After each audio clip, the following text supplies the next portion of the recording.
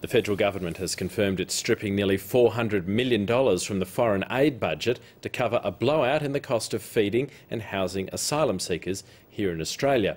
Aid groups and some Labor MPs are horrified, but the government insists it isn't cutting the budget or breaking any rules. Here's political correspondent Greg Jennett.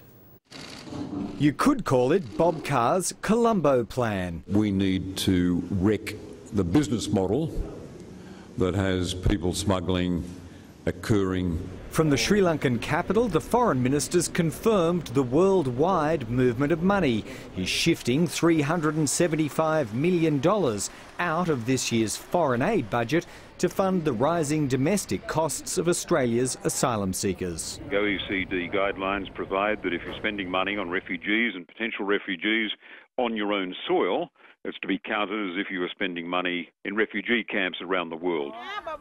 The mid-year budget update put an extra $1.2 billion into asylum seeker spending, but 2,500 arrivals a month and the release of thousands on bridging visas meant more money was needed. The people smugglers now have more control over Labor's budget than the Gillard government does. The Howard government did it when they were in office.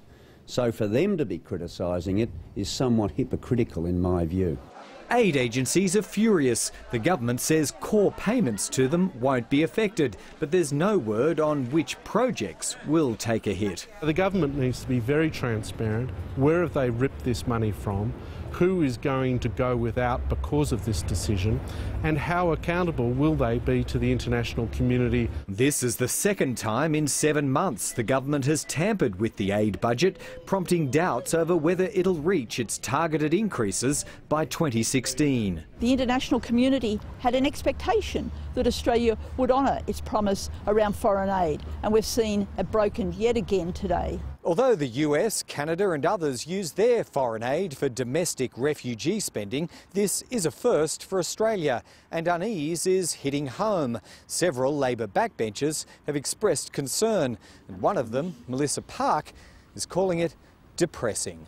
Greg Jennett, ABC News, Canberra.